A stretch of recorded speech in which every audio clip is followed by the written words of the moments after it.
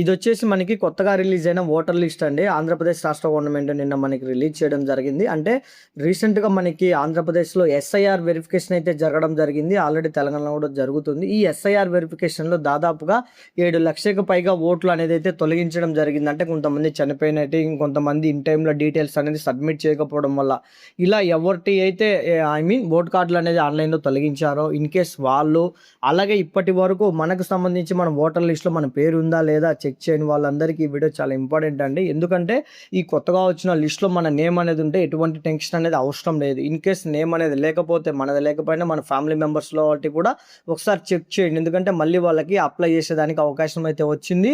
In case మీరు check చేయకుండా ఆ లిస్ట్లో మా పేరు ఉందిలే అంటే మీరు నెగ్లెక్ట్ అయితే చేస్తే ఖచ్చితంగా మనకి, ఎందుకంటే ఓట్ కార్డు అనేది శాశ్వతంగా తొలగించడం అయితే జరుగుతుంది. సో ఇదండి ఇవాళ అప్డేట్. ఈ వీడియోలో మనం ప్రధానంగా మనం ఇంట్లో కానీ మన కుటుంబ సభ్యులు అందరూ ఓట్ కార్డు అనేది ఆన్లైన్లో ఓటర్ లిస్ట్లో ఉందా లేదా ఎలా చెక్ చేయాలనేది మనం క్లియర్గా మాట్లాడుకుందాం. నా పేరు భద్ర, మీరు చూస్తున్నారు భద్ర టెక్ తెలుగు యూట్యూబ్ ఛానల్ అండి. వీడియో నచ్చితే తప్పకుండా లైక్ చేయండి. మోర్ అప్డేట్స్ కోసం ఛానల్ని సబ్స్క్రైబ్ అయితే చేసుకోండి. ఇన్ కేసు మీరు ఎక్కడి నుంచి చూస్తున్నారో చిన్న కామెంట్ చేయండి.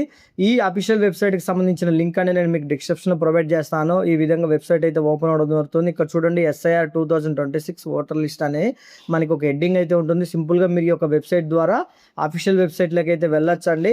సో సింపుల్ అండి. ఇది వచ్చేసి మనకి గవర్నమెంట్కి సంబంధించి అఫీషియల్ వెబ్సైట్ మీరు క్లిక్ చేసిన వెంటనే ఇక్కడికైతే రావడం జరుగుతుంది. ఇక్కడ మనకి సెలెక్ట్ స్టేట్ అయితే రావడం జరుగుతుంది. సింపుల్గా మీకు సంబంధించి స్టేట్ ఏదైతే ఉందో ఆ స్టేట్ అయితే ఎంచుకోండి. సో ఇప్పుడు మేము ఆంధ్రప్రదేశ్ కాబట్టి ఆంధ్రప్రదేశ్ అయితే ఎంచుకున్నాను.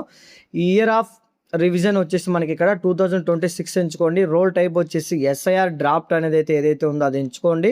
తర్వాత మనకి సెలెక్ట్ డిస్ట్రిక్ట్ అడగడం జరుగుతుంది. ఇప్పుడు మీకు సంబంధించిన జిల్లా ఏదైతే ఉందో ఆ జిల్లాని అయితే సెలెక్ట్ చేసుకోండి. సపోజ్ మాది కడప జిల్లా కాబట్టి నేను కడప అయితే ఎంచుకున్నాను. సో తర్వాత ఇక్కడ మనకి అసెంబ్లీ అనేది అడగడం జరుగుతుంది. అంటే కాన్స్టిట్యున్సీ, మీ నియోజకవర్గం ఏది అనేది అయితే ఇక్కడ ఎంచుకోండి. సో మాది వచ్చేసి బద్వేలు కాబట్టి నేను బద్వేలు నియోజకవర్గం మీద సెలెక్ట్ చేశాను.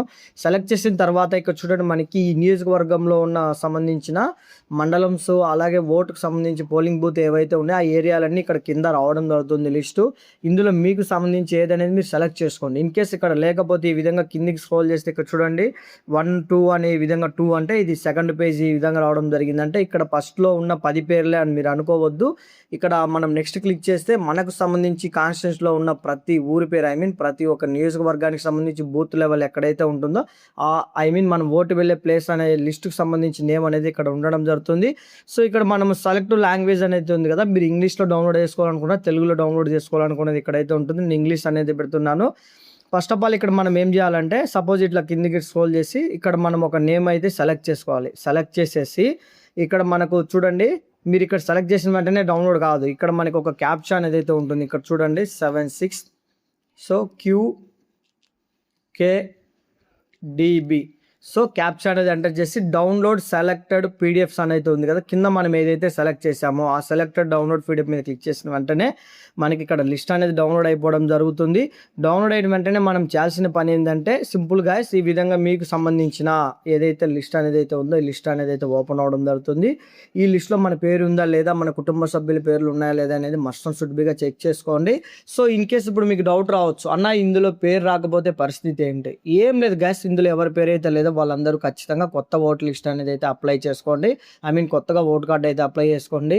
ఇన్ కేస్ ఈ వీడియో మీకు యూస్ఫుల్ అవుతుంది అనుకుంటే తప్పకుండా లైక్ చేసి, కామెంట్ చేసి ఈ వీడియోని ఇంకొంతమందికి షేర్ చేయండి. ఎందుకంటే మనది ఉందని మనం సరిపెట్టుకోకుండా మన ఫ్యామిలీ మెంబర్స్ కానీ, మన రిలేటివ్స్ కానీ ఇట్లా ఓటర్ లిస్ట్ అనేది రిలీజ్ అయింది, ఇందులో నేమ్ ఉందా లేదా చెక్ చేయండి. ఇన్ కేస్ ఇందులో లేకపోతే కొత్త లిస్ట్ కొత్తగా అప్లై చేసుకోవచ్చు అనేది ఒకసారి అప్డేట్ అయితే ఇవ్వండి. వీడియో నచ్చితే తప్పకుండా లైక్ చేసి, కామెంట్ చేసి మీ ఫ్రెండ్స్కి షేర్ చేయండి. జై హింద్. వీటన్నిటికి సంబంధించిన లింక్స్ అనేది నేను డిస్క్రిప్షన్లో ప్రొవైడ్ చేస్తాను, ఒకసారి చెక్ చేయండి. జై హింద్.